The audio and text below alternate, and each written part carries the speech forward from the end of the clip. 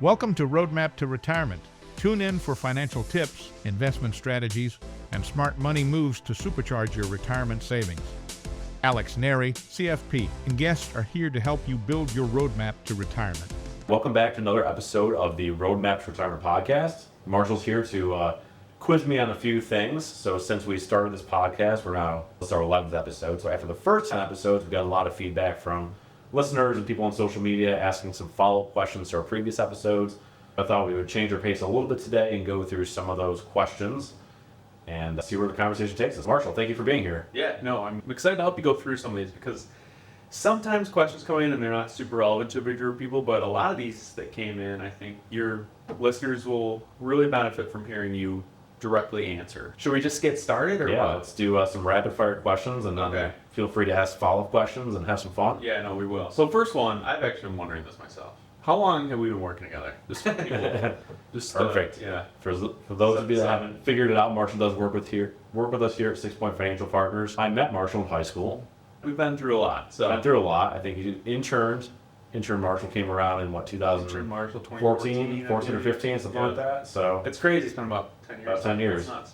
All right, that was not one of the questions. No, but so you. let's get to some good ones from some of these listeners because, like I said, a lot of these are good, and I'm actually very interested to hear how you will answer some of these. So, first one, a lot of people are going to relate to this, but I have a house with an interest rate below 4%, but we've outgrown our house. Is it crazy of us to be selling this and upgrade to a bigger one, knowing that the rate will be almost double? How would you advise somebody?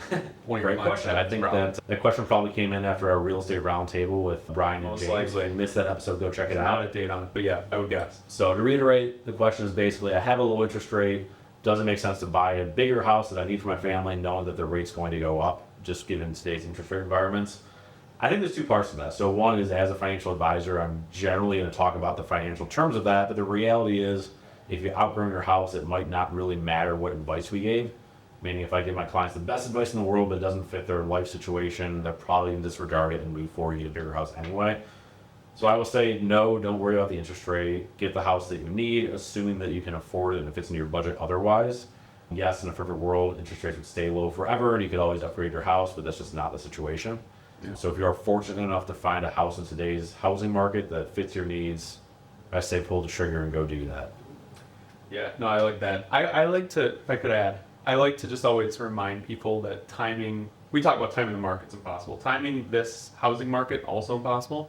So the timing that you really need to work off of is like the timeline for your family, and if it makes sense to upgrade and get some more space, I think that's probably the more determining factor. Yeah, and I think in general terms, there's like these spreadsheet financial planning that we talk about, and that's like, how do the numbers look? Does it make sense to do this or this? And then there's a real life financial planning, and I think this is applicable to a lot of different things, but in a perfect world, you'd go by a spreadsheet and you would never spend extra money eating out. You would always invest and get the best return possible. You would make choices that are always financially wise, but we don't live in that world. So you gotta live a little, and if you need a bigger house to make your family happy and stay married, I say go ahead and do it. I like it.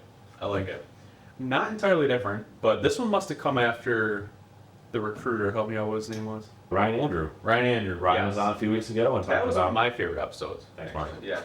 But this one must have come in after that. Because other than salary, what is one of the most important benefits to be looking for when negotiating a new compensation or getting a new job? I'll add that. Sure. So what other benefits can we push for other than just salary? So I think I did ask Ryan this question too, and I guess his answer might be better than mine because it's what he deals with all the time. Sure. But I think big things to consider are health insurance is important, especially if you have a family. If you're going to have 5-6 people on your health insurance plan, having a plan that the employer is covering a lot of the costs is important, or just gives the benefits that you need for your specific health situations.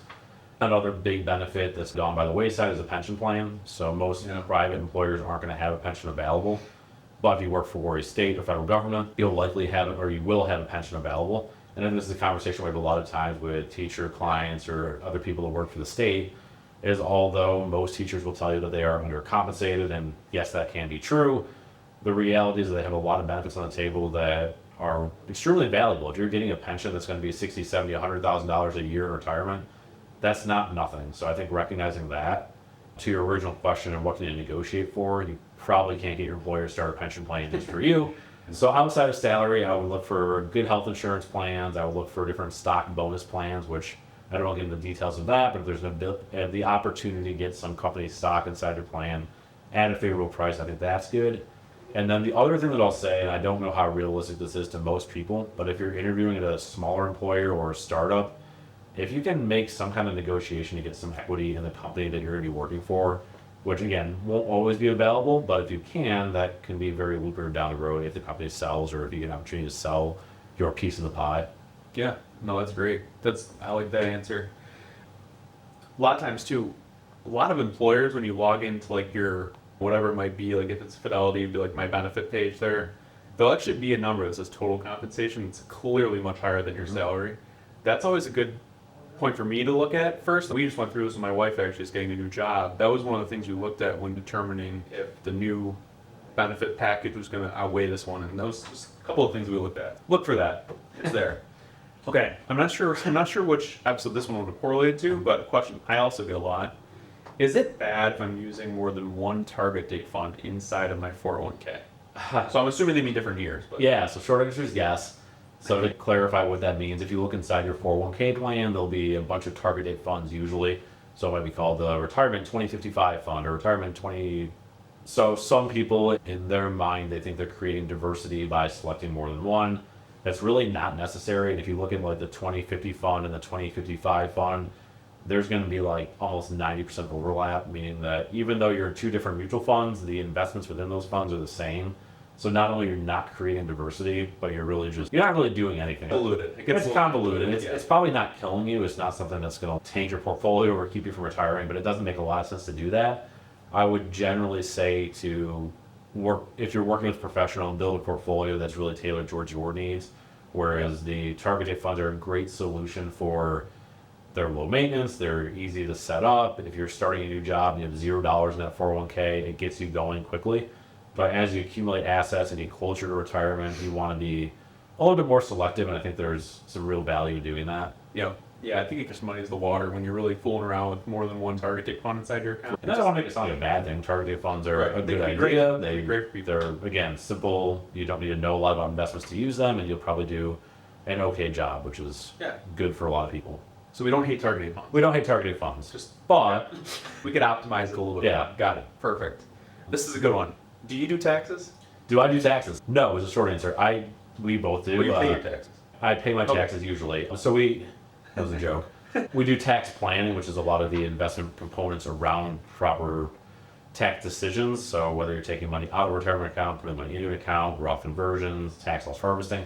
There's a lot of things that a financial advisor should be doing for you that have to do with taxes directly, but we're not the ones that are going to file your 1040. You should a CPA for that. If you need one, we can direct you to the right one. But that is a question I get a lot every April 14th at 11:30 at night. Somebody wants to know if I can do their taxes, and no. No, it's okay. I do like to just tell people we do better when we're working with a CPA, and I would assume, the reverse is true. An accountant likes to collaborate with people like us for a specific client. Yes, absolutely. We do work with a lot of CPAs directly, or if we have a client who has a tax questions, we'll bring their CPA in, or we can have a conversation about it and try to solve the problem together, but no, we don't. Those are always good. Okay, here's a fun one. So, hi Alex. My son is making a lot of money. Should he buy a whole life insurance policy? Yes, this is a question that came from a client a couple weeks ago. So, where do I start with that? So, the question being, should this young adult, we'll say they're mid-20s to mid-30s, they've got to a point in their career where they're making a lot of money, they have extra money that they can invest or do something with. Their parent is trying to step in and give them advice, suggesting that put money in a whole life policy. Usually the rationale is they're young, so it'll be cheap.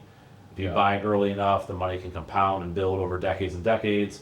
So the short answer for most people, and there are exceptions, is I would generally say no, that's not the best thing you can do. It is a thing you can do, but probably not the best. And as a fiduciary, we're trying to give you the best advice.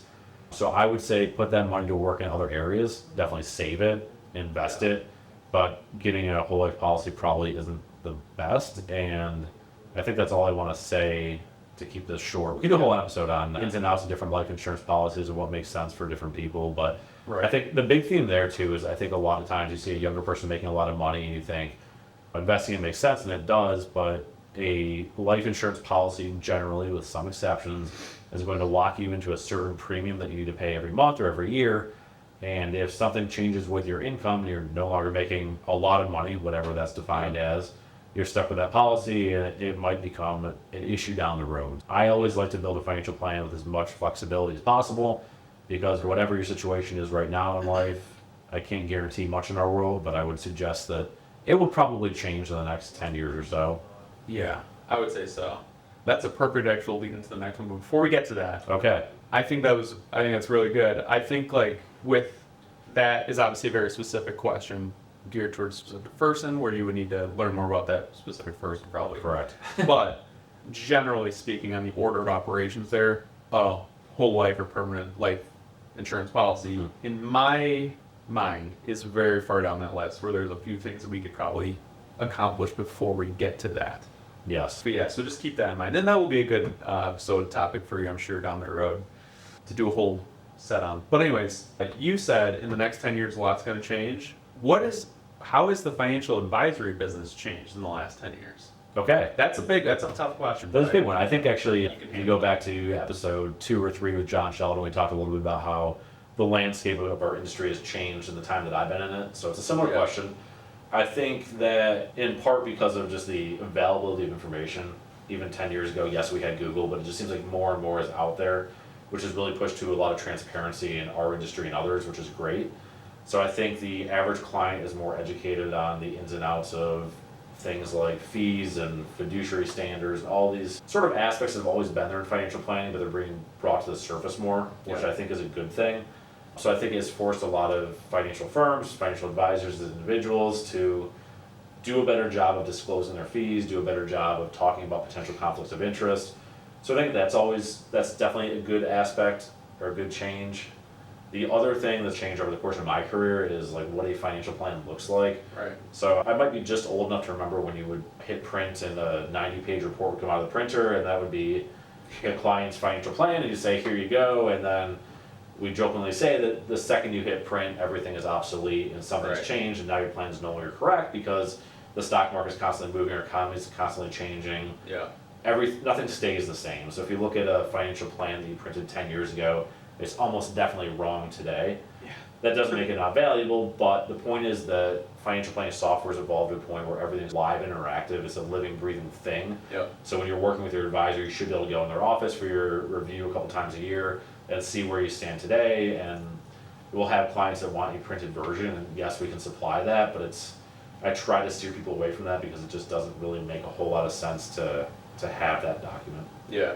No, and you may be just old enough, and I think I might be right there too, because I do remember the booklet to show people how smart we are. We printed out this big packet of information that no one's ever. Yeah, you have the nice binding on it, and it looked pretty, and people felt good. There's all the colors. The binding machine that would always jam. Like, oh, okay, what's the point of this? But yeah, no, that's awesome. That's funny. I think planning aspects are different metrics that we track that do change constantly. So just getting an update regularly or being able to check these things at certain times, whether that's how much your net worth is, what your savings rate is, those types of things that we can track and then modify and optimize as we move on. I think that's. I mean, at the end of the day, the planning work that you do should be influencing the client or influencing somebody to make different financial decisions. If you go through the whole planning process, you don't change anything. That maybe you have peace of mind because you're on the right track, but at the end of the day, there's probably something you can tweak, and by having being a living, breathing thing, you can see how you're progressing over the months or over the years as you move towards whatever that goal is, usually retirement, but a lot of times something else. Exactly. Yeah, no, I love it. Great. So, I don't know how many more questions you want to go through here, but there's a couple good ones here. So, good ones. This one happens, I get this question constantly. I see it online all the time, which scares me because who knows what kind of information comes out of that. But should I roll over my old employer account? Okay. So I'm assuming this means someone's changing jobs or.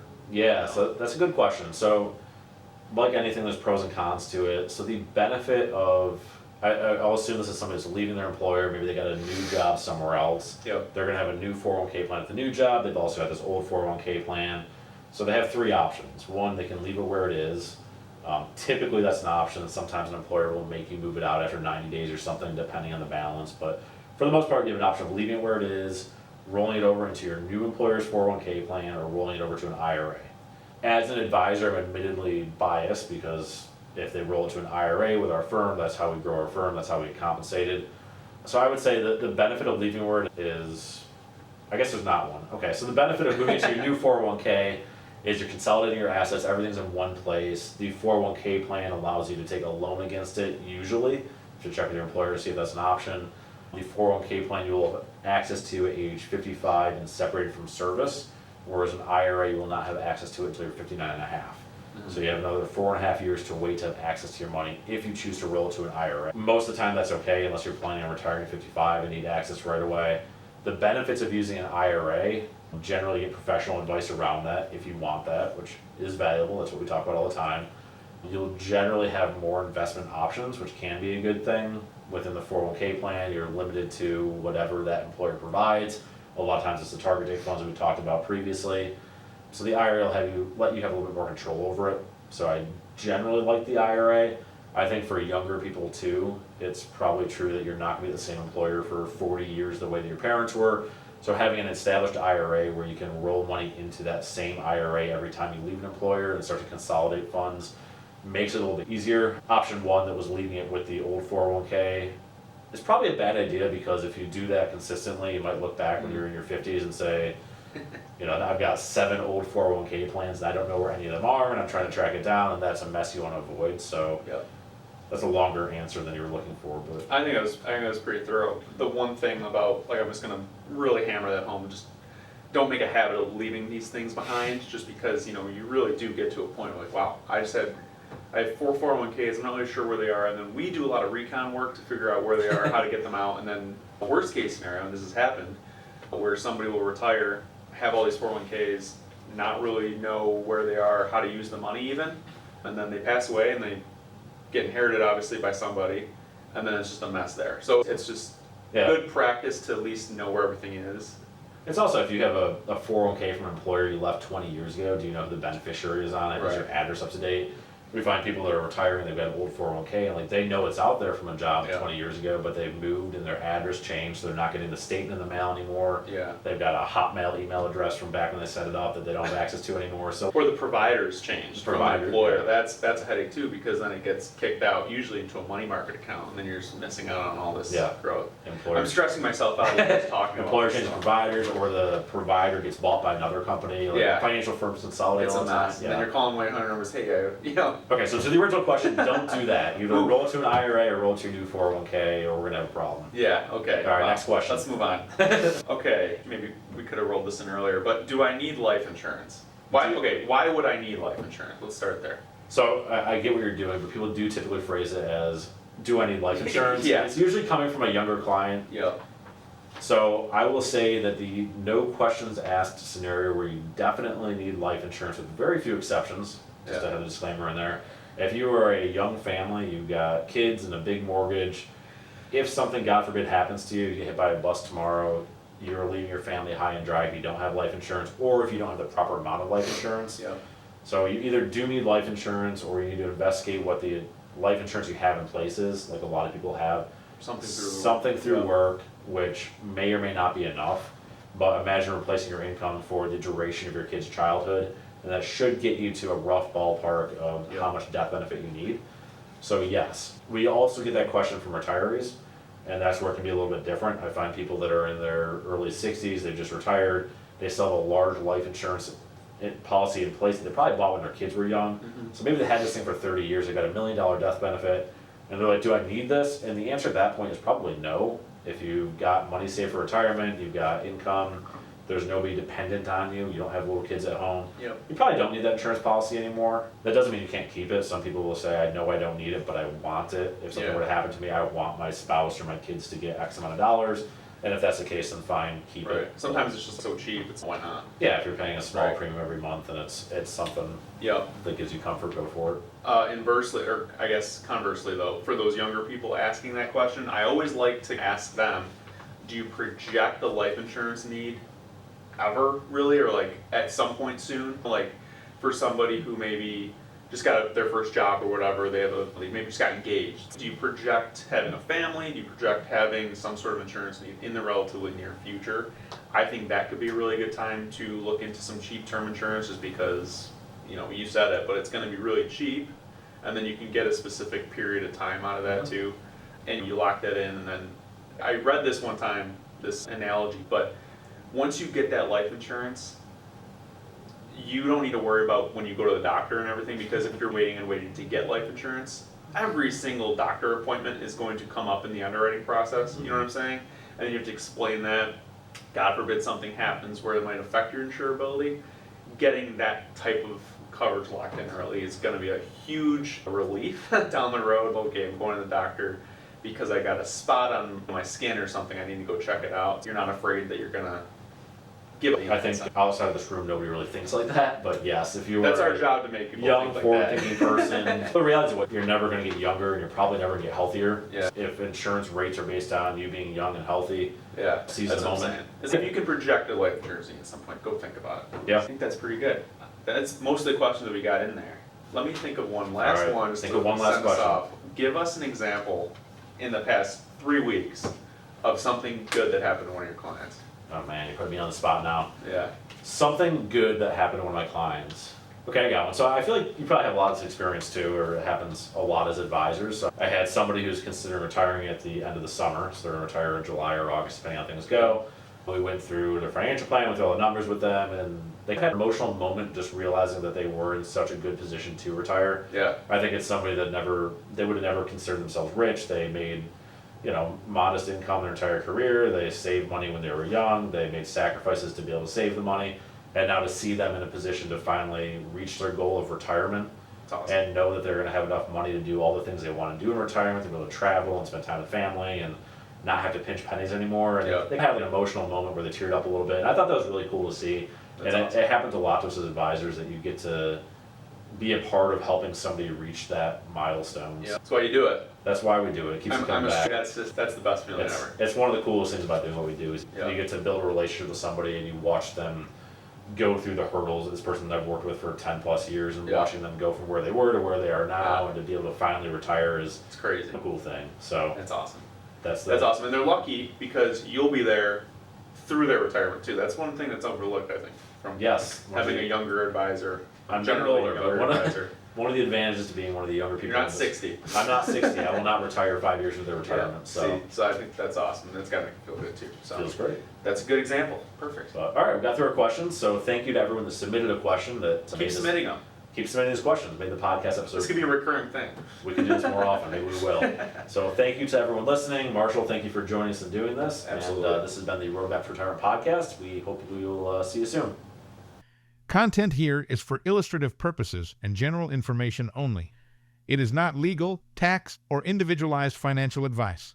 Nor is it a recommendation to buy, sell, or hold any specific security or engage in any specific trading strategy.